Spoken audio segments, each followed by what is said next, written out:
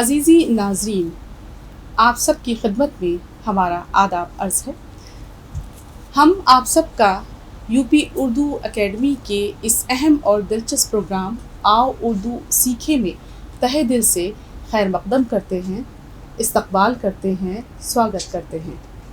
जैसा कि हम सब जानते हैं कि इस प्रोग्राम का मकसद हमें आप सबको उर्दू ज़बान सिखाना है और इसके लिए हम मुख्तलिफ़ तरीक़े इख्तियार करते हैं ताकि इस प्रोग्राम को हम इस तरह पेश कर सकें कि आप न सिर्फ ये कि उर्दू ज़बान सीखें बल्कि आप इस प्रोग्राम को बहुत दिलचस्पी के साथ, बहुत शौक़ के साथ सुने और देखें भी, क्योंकि हम तभी अपने मकसद में कामयाब हो सकते हैं।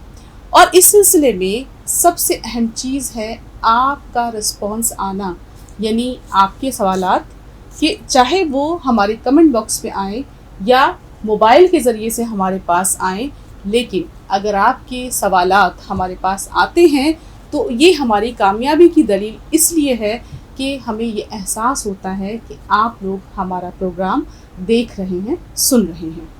तो ये बात मैंने इसलिए कही क्योंकि अभी पिछला जो एपिसोड हमने आपके सामने पेश किया था उसमें एक सवाल हमारे सामने, या पहला सवाल हमारे सामने ये आया कि किसी ने हमसे ये पूछा है कि खड़ा ज़बर क्या है, उसको हम किस तरह से इस्तेमाल करते हैं। तो मैंने ये सोचा कि हम अपनी बात आगे बढ़ाने से पहले आपके कुछ सवालात के जवाब दे दें। तो खड़ा ज़बर क्या है, अब सबसे पहला सवाल ये हमारे सामने आया। तो अब देखिए, जैसे खड़ा ज़बर जो है वो अलिफ़ का कायम मकाम है। अब आप ये कहेंगे कि ये बड़ी मुश्किल उर्दू बोल दी। दरअसल ये मुश्किल उर्दू नहीं है, बल्कि खड़ा ज़बर जो है वो अलिफ़ की आवाज़ निकालता है।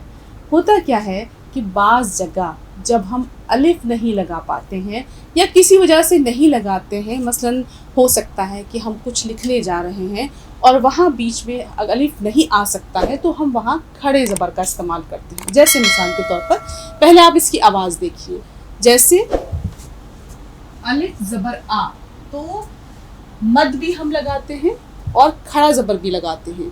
हम आपको अलिफ़ की जगह दूसरे किसी लफ्ज़ पर खड़ा ज़बर लगा कर दिखाएंगे, मसलन बे खड़ा ज़बर बा, ये आ। इसी तरह से ते खड़ा ज़बर ता, ये। अब देखिए यहाँ आप इसको से खड़ा ज़बर सा, देखिए इसकी आवाज़ सीखिएगा, बे खड़ा ज़बर बा, ते खड़ा ज़बर ता, से खड़ा ज़बर सा। इसी तरह से जीम खड़ा ज़बर जा, जीम खड़ा ज़बर जा, हे खड़ा ज़बर हा। ये आवाज़ खिंच रही है, जैसे हम हिंदी में आ का डंडा लगाते हैं, आवाज़ खींचते हैं, आम, आज। तो इसी तरह से बा, ता, सा, जा, हा, आवाज़ अलिफ़ की ही निकल रही है। जैसे अगर हम किताब इस तरह से भी लिखते हैं, किताब, ये देखिए यहाँ लग रहा है अलिफ़। हिंदी में भी मैं आपको लिखकर दिखा देती हूँ, किताब।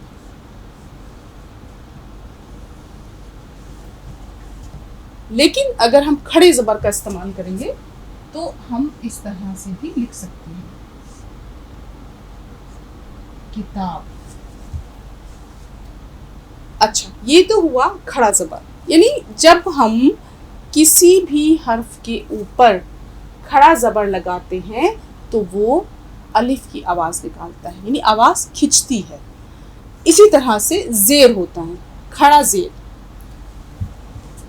जैसे खड़ा ज़ेर निकालता है बड़ी ई की मात्रा की आवाज़, अलिफ़ ये ज़ेर ई। उर्दू में इसके लिए हम कहेंगे ये होता है खड़ा ज़ेर। देखिए जैसे बे खड़ा ज़ेर बी, ठीक।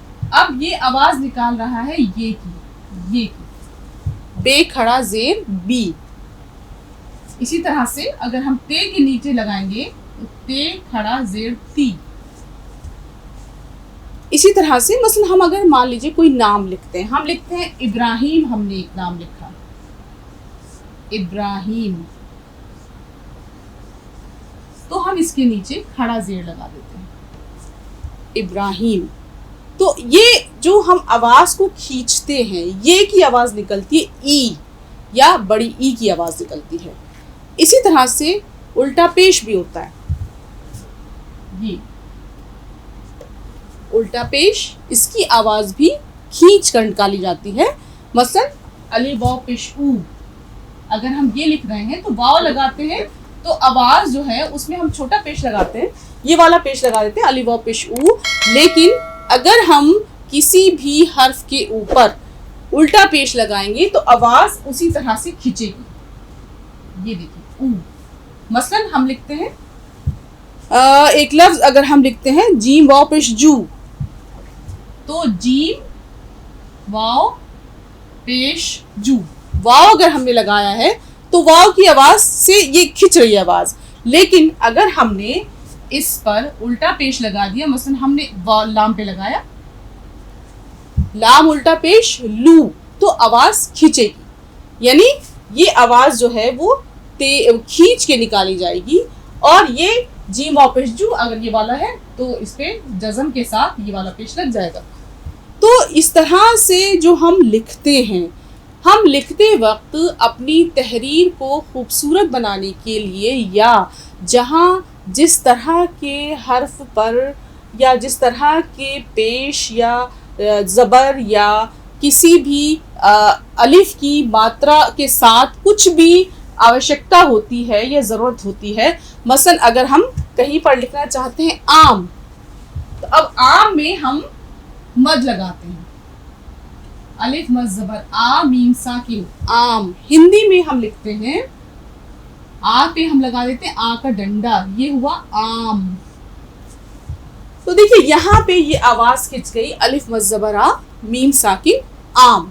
तो हमसे जो ये सवाल किया गया था कि खड़ा ज़बर या खड़ा ज़ेर क्या है और इसकी आवाज़ किस तरह निकलती है, तो आपको ये बात ध्यान में रखनी है कि ये दोनों, ये जो तीनों हरकत हैं, चाहे वो खड़ा ज़बर हो, चाहे खड़ा ज़ेर हो, चाहे उल्टा पेश हो, ये तीनों जो हैं अलिफ वाव और ये को पेश करती हैं, इनकी आवाज़ों को पेश करती हैं और इन्हें हुरूफ़े मद्दा भी कहा जाता है। यानी जिस तरह से हम मद की आवाज़ खींच कर निकालते हैं, इसी तरह से खड़े ज़बर की, खड़े ज़ेर की और उल्टे पेश की आवाज़ खींच कर निकाली जाती है। अच्छा, एक सवाल और मुझसे किया गया, वो था कि दो ज़बर का क्या मतलब है। अब दो ज़बर की आवाज़ क्या निकलती है। अब देखिए, फिर भी अगर आपको ना समझ में आए तो मुझसे आप दोबारा इसके बारे में पूछ भी सकते हैं और डिस्कशन भी कर सकते हैं, क्योंकि हम सब सीख रहे हैं और जब हम सीखते हैं तो बाज़ बातें हमें आसानी से समझ में नहीं आती, क्योंकि कोई भी चीज़ देखिए जब हम सीखते हैं तो उसे प्रैक्टिस चाहिए होती है, उसे मश्क चाहिए होती है। कि जब मान लीजिए मैं आपको कोई चीज़ पढ़ा रही हूँ, अभी मैंने आपको खड़ा ज़बर या खड़ा ज़ेर पढ़ाया, तो उस पर मैं आपको बहुत सारी एक्सरसाइज दूँ, आप मेरे सामने मौजूद हों, मैं बहुत सारे हर्फ आपको दूँ और उस पर कहूँ कि आप भाई ठीक है इस पर खड़ा ज़बर ज़ेर लगाइए, मुझे दिखाइए, तब आपको वो चीज़ें ज़्यादा आसानी से याद होती हैं। पर देखिए, कुछ ना होने से होना बेहतर है, कम से कम हम एक तरीके से कुछ सीख तो रहे हैं ना। तो अगर नहीं भी समझ में आता है तो आप मुझसे दोबारा से सीख सकते हैं या पूछ सकते हैं। अच्छा, एक सवाल मुझसे ये किया गया कि दो ज़बर, इनकी आवाज़ किस तरह से निकलती है और इसका क्या मतलब है। तो देखिए, असल में ये अरबी का एक कायदा है और इसके बारे में मैं आपको बता दूं कि दो ज़बर भी होते हैं ऐसे, और जैसे हमने किसी लफ्ज़ के ऊपर दो ज़बर लगाए तो अब इसी तरह से दो ज़ेर भी होते हैं और दो पेश भी होते हैं, और इसको कहा जाता है तनवीन। तनवीन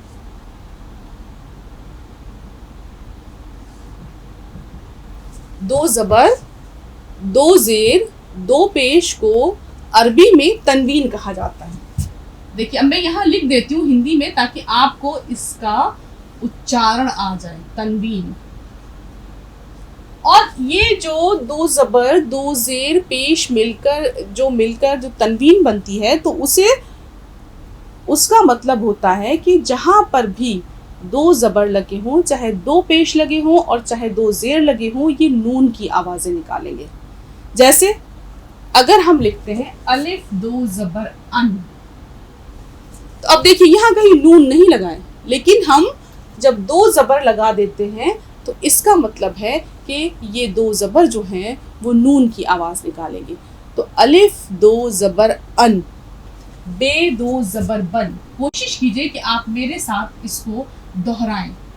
बे दो ज़बर बन। इसी तरह से ते दो ज़बर तन। फिर आगे से दो ज़बर सन, से दो ज़बर सन। जीम दो ज़बर जन, हे दो ज़बर हन। ये जो दो ज़बर हैं ये मुस्तकिल नून की आवाज़ निकालेंगे। इसी तरह से ज़ेर के लिए भी है कि अलिफ दो ज़ेर इन,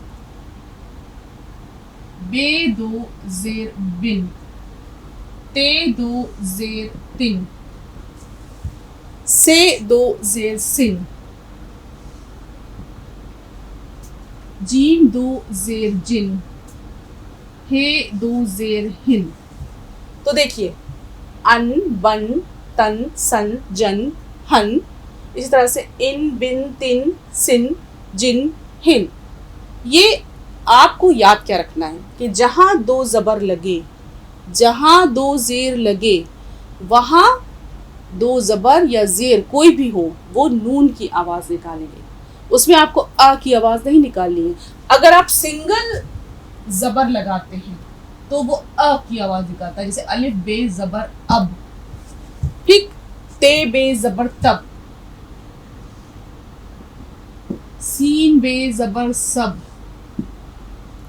लेकिन अगर दो ज़बर लगे हैं तो अलिफ दो ज़बर अन, बे दो ज़बर बन। अभी मैं इसकी मिसाल भी आपको दिखाऊंगी किस तरह। ते दो ज़बर तन, से दो ज़बर सन।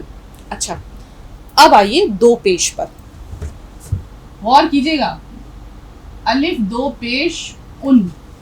अब देखिए एक सीधा पेश है और एक उल्टा पेश है। अलिफ दो पेश उन, बे दो पेश बुन,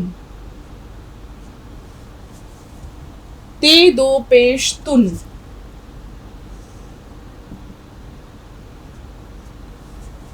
इसी तरह से दो पेश सुन। जहां भी लगा होगा नून की आवाज आएगी।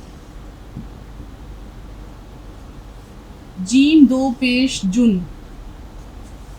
तो ये तो हम आवाजें आपको सिखा रहे हैं। अभी हम इसको किस तरीके से लगा के आपको बताएंगे कि कैसे ये लगे होते हैं। अच्छा, फिर उसके बाद देखिए, अगर हम ये कहें कि सबसे पहले हम ज़बर का इस्तेमाल देखते हैं। ज़बर कहाँ किस तरह से दो ज़बर इस्तेमाल हो रहे हैं।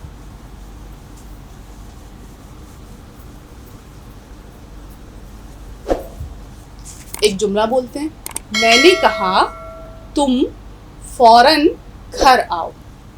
अब देखिए यहाँ लफ्ज आ रहा है फौरन। उर्दू में हम लिखते हैं फौरन, फे वाव ज़बर फौ, रे अलिफ दो ज़बर रन, फौरन। अब देखिए यहाँ कहीं हमने रे और नून अलग अलग नहीं लिखा है, हमने यहाँ पे दो ज़बर लगा दिए और वो नून की आवाज़ निकाल रहे हैं। हमने कहा तुम फौरन घर आओ, उसने कहा मैं यकीनन घर आ रहा हूँ। अब देखिए दूसरा लफ्ज आया यकीनन।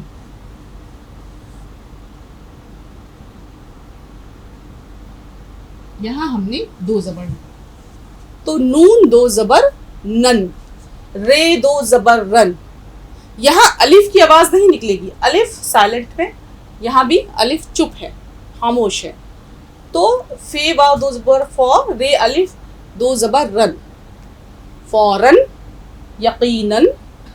तो ज़िम्नन, जैसे एक लफ्ज़ अगर हम लिखें ज़िम्नन, यानी यूं ही किसी का जिक्र आ गया। तो देखिए ये किस तरह से नून की आवाज़ निकाल रहे हैं। तो इसी तरह से कहीं पर अगर ज़ेर दो जेर लगे होते हैं तो वहां भी यही इस तरह से आवाजें बदल जाती हैं और नून की आवाज निकलती है। अगर सिंगल जेर लगा है तो वो आवाज, फिर सादा जेर अगर है तो वो आवाज अलग होगी, लेकिन अगर दो जेर लगे हैं तो वो दो आवाजें जो निकालेंगे, दोनों जेर मिलके वो नून की आवाज निकालेंगे। इसी तरह से पेश की आवाजें भी निकाली जाती हैं। तो अच्छा, एक तो ये, और एक चीज जो और मुझसे कही गई वो ये कि हमें जो है एक शिकायत भी बल्कि ये है, और वही बात है कि अच्छा लगता है कि आप लोग कम से कम शिकायत भी करते हैं और अपने दिल की बात कहते भी हैं। वो ये कि आप सिर्फ हमें पढ़ना सिखा रहे हैं, लिखना तो आप लोग सिखाते ही नहीं है। तो बात तो सही है, तो लिखने में छोटे छोटे जुमलों के ज़रिए से आप शुरुआत कर सकते हैं। जैसे मिसाल के तौर पर हमें अगर लिखना है हिंदी में आम दो, आम दो, छोटा सा जुमला है। अब गौर करिए, आप सीख चुके हैं आम दो उर्दू में कैसे लिखेंगे। तो अलिफ मद ज़बर आ, देखिए अलिफ मद ज़बर आ, आवाज खिंच रही है, आम। दाल वाव ज़बर दो, आम दो, आम दो। गौर कीजिएगा लिखने पर, हम हिंदी में आम इस तरह लिखते हैं, उर्दू में हिज्जे भी सीखिए, किस तरीके से स्पेलिंग भी सीखिए, उसका उच्चारण भी सीखिए। अलिफ व ज़बर आ, मीम साकिन आम, दाल वाव ज़बर दो, आम दो। या 10 रसदार आम दे दो, हिंदी में हमने लिखा 10 रसदार, या हम लिख सकते हैं मीठे भी लिख सकते हैं। चलिए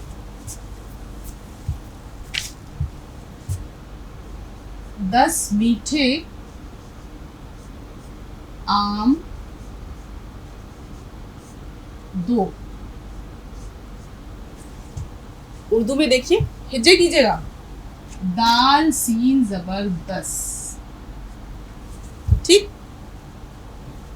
मीम ये ज़िरमी, ठे ये ज़रठे, मीठे।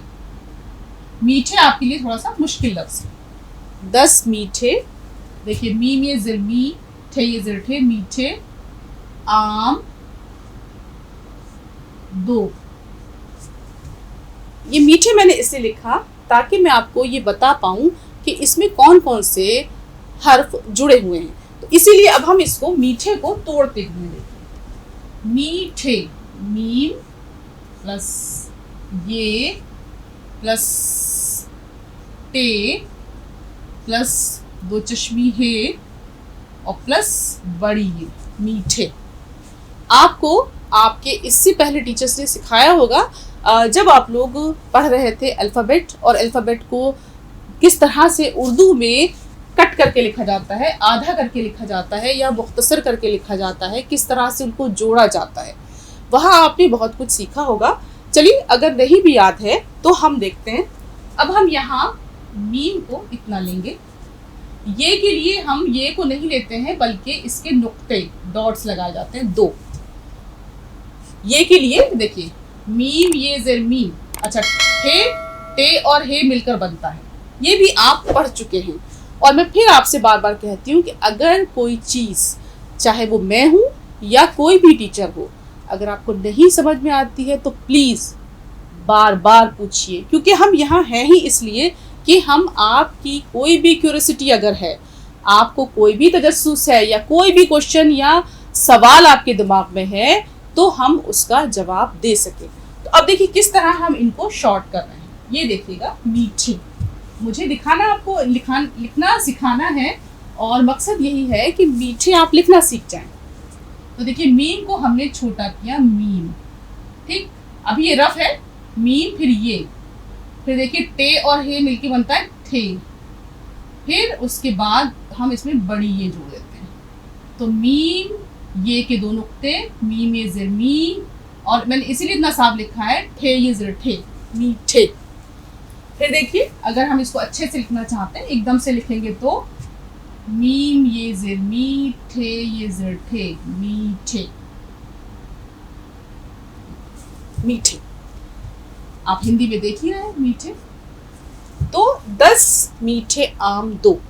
मीठे आपने लिखना सीखा, आपने बहुत बार अलग अलग। फिर मैं अब एक आसान जुमले पर आती हूँ, और अगर कभी आपको लगे कि जुमला आपको नहीं समझ में आ रहा है तो उसको आप कमेंट बॉक्स में लिख सकते हैं, तो हम कोशिश करेंगे कि हम फिर कोई और तरीका अपनाएं आपको समझाने का। अच्छा, एक बहुत आसान जुमला, बाबा आ।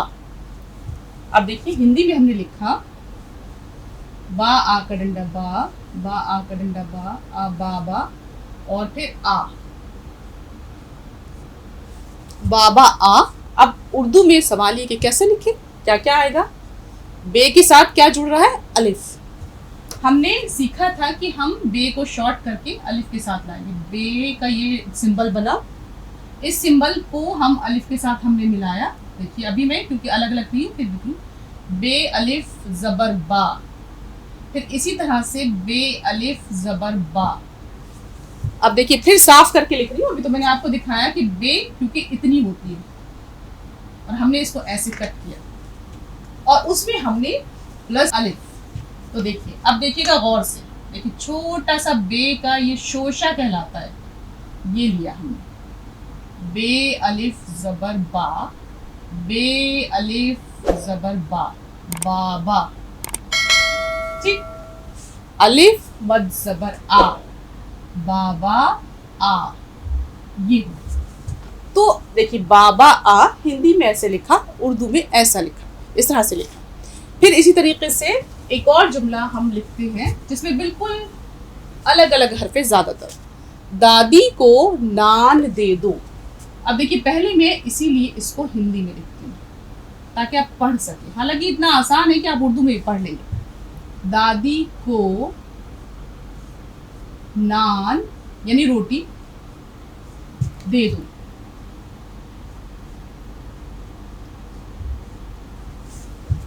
अब देखिएगा यहाँ पे दो दाल आए हैं, दाल अलिफ जबर दा, दाल ये जिर्दी। अब देखिए कुछ अल्फ़ाबेट ऐसे भी होते हैं जो हमेशा पूरे लिखे जाते हैं, वो कभी मुख्तसर नहीं होते। जब हम लिखते हैं, जब हम प्रैक्टिस करते हैं किसी चीज़ की, तो हमें पता चलता है। जैसे दाल, डाल, जाल, रे, रे, जे, ये पूरे लिखे जाते हैं हमेशा। अलिफ, अलिफ कभी शॉर्ट नहीं होता, ये भी कभी शॉर्ट नहीं होता। दादी को, वाव कभी शॉर्ट नहीं होता, को आ, अच्छा नान है, दादी को नान। अब देखिए नान में हमने फिर नून गोल होता है, हमने लेकिन उसका शोशा लिया या उसका सिंबल लिया, नून अलिफ जबर ना, नून साकिन नान। दादी को नान दे दो, दे दो। हम अलग अलग लिख रहे हैं इसीलिए ताकि आप आसानी से लिख सकें, मिला के भी लिख सकते हैं, लेकिन यहाँ मैंने अलग लिखा है, दादी को नान दे दो। तो मुझे उम्मीद है कि कुछ ना कुछ लिखना तो मेरे ख्याल से, क्यों मोहन जी कुछ समझ में आ रहा है लिखना थोड़ा थोड़ा? बिल्कुल बिल्कुल। तो इससे मैंने यही सोचा कि अब क्यों ना हम छोटे छोटे जुमलों से बीच बीच में हम दूसरी बातें भी करेंगे, लेकिन 10-5 जुमले हम ज़रूर रखेंगे कि जिससे आप थोड़ा थोड़ा लिखना भी सीख सकें। इसी तरह से अगर हमने कहा रात को चांद निकला, हमने कहा रात को चांद निकला। अब देखिए यहाँ मैंने थोड़ा सा इसको मुश्किल किया है। अब यहाँ 3 हरफी यानी 3 अल्फ़ाबेट मिलेंगे। रात तो बिल्कुल सिंपल है, रात, रे अलिफ जबर रा, ते साकिन, रात। को, काफ और जबर को, चांद, चे अलिफ जबर चा। देखिए चे को हमने शॉर्ट किया, मुख्तसर किया, चे अलिफ जबर चांद, नून और दाल। अब देखिए जब हम दाल को मिलाकर लिखते हैं तो उसकी शक्ल दाल वाली ये वाली नहीं होती, इसको हम इस तरह से लिखते हैं क्योंकि ये खूबसूरत लगता है ऐसे लिखने में, वरना ऐसे लिखेंगे तो अजीब सा हो जाता है। तो रात को चांद निकला, नून काफ जेर निक, लाम अलिफ जबर ला, निकला। तो रात को चांद निकला। आपको थोड़ी सी प्रॉब्लम यहाँ आएगी, नून काफ जेर निक, लाम अलिफ जबर ला, निकला, इसको जोड़ने में, लेकिन अगर आप इसकी प्रैक्टिस करेंगे तो आप सीख जाएंगे।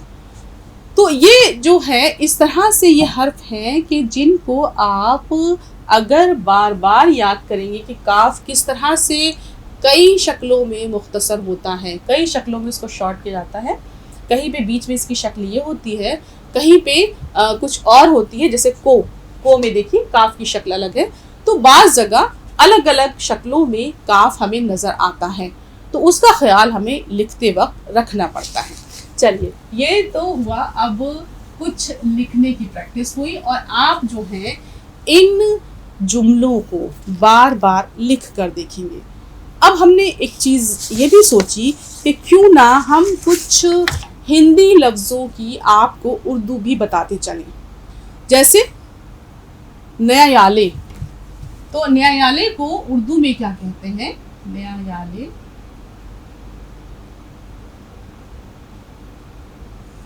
न्यायालय को उर्दू में कहते हैं अदालत। ये है आपकी अदालत, न्यायालय। ऐसे ही अपराध, कुछ ये जो लफ्ज हैं वो अदालत से रिलेटेड है। ऐसे ही एक शब्द बोला जाता है अपराध। अपराध अपराध कहते हैं गुनाह को, उर्दू में इसके लिए लफ्ज है गुनाह। अब अगर आप नहीं पढ़ पाते हैं तो मैं इधर भी लिख देती हूँ अदालत। उर्दू में अदालत कहा जाता है और ये है गुनाह। अपराध के मानी होते हैं गुनाह। फिर ऐसे ही मुकदमे को अभियोजन कहा जाता है हिंदी में, अभियोजन या वाद।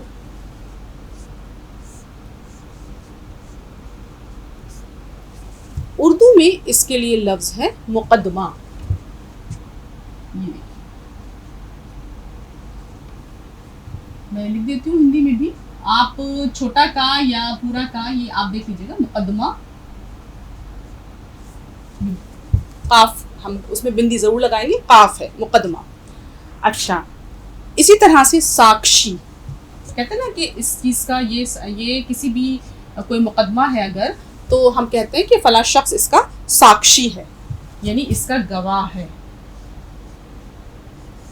साक्षी, गवाह।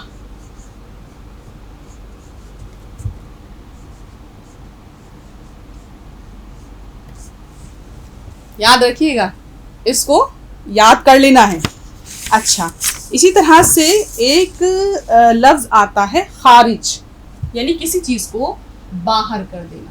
खारिज यानी कोई मुकदमा खारिज हो जाता है जब, ठीक है, किसी चीज़ की कोई रिपोर्ट आ गई तो वो बाहर हो जाती है, खारिज। अच्छा, एक चीज़ और मुझसे बार बार पूछी जाती है, वो ये है कि अंताक्षरी किसे कहते हैं। अब अंताक्षरी, जैसा आप समझते हैं कि अंताक्षरी कहा जाता है हम जब एक खेल खेलते हैं कि जिसके आखिर में अगर कोई अल्फ़ाबेट आता है तो उससे हम फिर जवाब देते हैं। उर्दू में इसके लिए लफ्ज़ है बैतबाजी, यानी हम खेलते हैं अशार का खेल। अगर हम नगमों से खेलेंगे तो हम उसको अंताक्षरी कह सकते हैं, लेकिन जो असल सवाल मेरे सामने आया वो ये कि बैतबाजी किसे कहा जाता है। तो मैंने सोचा कि क्यों ना मैं आपको अंताक्षरी के ज़रिए से समझाऊं कि जिस तरह से हम किसी भी नगमे को गाते हैं और फिर उसका जवाब दूसरा जो कैंडिडेट हमारे साथ है वो इस तरह से देता है कि जो उसके आखिर में जो हर्फ आएगा या अल्फ़ाबेट आएगा वो। तो बैतबाजी भी इसी तरह का अशार का एक खेल है। बैत के मानी होते हैं शेर के, और बाजी फारसी का लफ्ज़ है ये भी, और इसके मानी होते हैं खेलना, यानी अशार से खेलना। तो ये स्टूडेंट के लिए एक बहुत दिलचस्प गेम है जिसमें बच्चे जो हैं या तालिबे इल्म जो हैं या स्टूडेंट्स जो हैं वो अशार पढ़ते हैं। किसी ने एक शेर पढ़ा और दूसरे ने उसका जवाब दिया, जैसे रात यूं दिल में तेरी खोई हुई याद आई, जैसे वीराने में चुपके से बहार आ जाए, जैसे सहराओं में हौले से चले बाद नसीम, जैसे बीमार को बेवजह करार आ जाए। अब देखिए ये इसका आखिर हो रहा है ये पे, आ जाए। एक कैंडिडेट ने ये शेर पढ़ा और उसके बाद दूसरा जो उसके साथ मुकाबले में बैठा हुआ है वो पढ़ेगा, या दूसरी टीम जो पढ़ेगी वो ये से शेर पढ़ेगी। याद माजी अजाब है यारब, याद माजी अजाब है यारब, छीन ले मुझसे हाफजा मेरा। तो इस तरह से, या अगर कोई शेर शुरू हो रहा है अलिफ से और एंड हो रहा है उसका नून पर, देखिए एक कव्वाली है बहुत मशहूर, ए अबरे करम, ए अबरे करम, हो जरा थम के बरस, इतना ना बरस के वो आ न सके, वो आ जाए तो जम के बरस, और इतना बरस के वो जा ना सके। ये आखिर हुआ नून पर। अब नून से दूसरा शेर शुरू होता है। नजर नजर ऊंची की तो दुआ बन गई, और नजर नीची की तो हया बन गई, नजर तिरछी की तो अदा बन गई, और नजर फेर ली तो कज़ा बन गई। तो ये नून से शुरू हुआ, तो कज़ा कहते हैं मौत को। तो बहरहाल ये चलिए इस पर फिर हम नेक्स्ट एपिसोड में बात करेंगे इंशाल्लाह। तो आज आपको हमने सिखाया खड़ा ज़बर क्या होता है, खड़ा ज़ेर क्या होता है, और उल्टा पेश क्या होता है। फिर इसके अलावा दो ज़बर का इस्तेमाल किया है। फिर हमने छोटे छोटे जुमलों से आपको लिखना सिखाया, कुछ अदालत से मुताल्लिक हिंदी अल्फाज की उर्दू बताई, और उसके अलावा हमने बैतबाजी किसे कहते हैं ये बताने की आपको कोशिश की। तो बहरहाल मुझे लगता है कि इस एपिसोड में आपने बहुत कुछ सीखा होगा, लेकिन फिर आपसे एक गुजारिश ये है कि जो कुछ भी सीखते हैं उसकी बार बार मश्क कीजिए। हमारे प्रोग्राम को लाइक और सब्सक्राइब कीजिए, और बार बार इसको देखिए भी, ताकि जो कुछ हम आपको सिखाना चाहते हैं वो आपको याद रहे, क्योंकि मश्क ही किसी इंसान को माहिर बनाती है। जब आप इसकी प्रैक्टिस बार बार करेंगे तो कोई ऐसा नहीं होगा जो आपको उर्दू सीखने से रोक सके, और एक दिन वो होगा कि आप बाकायदा तौर से न सिर्फ ये कि उर्दू पढ़ेंगे बल्कि उर्दू ज़बान में लिख भी सकेंगे, और ये कहेंगे कि देखो हमने यूपी उर्दू एकेडमी के ज़रिए से उर्दू ज़बान को सीखा था। हमारे चैनल को लाइक और सब्सक्राइब करना मत भूलिएगा। बेहद शुक्रिया।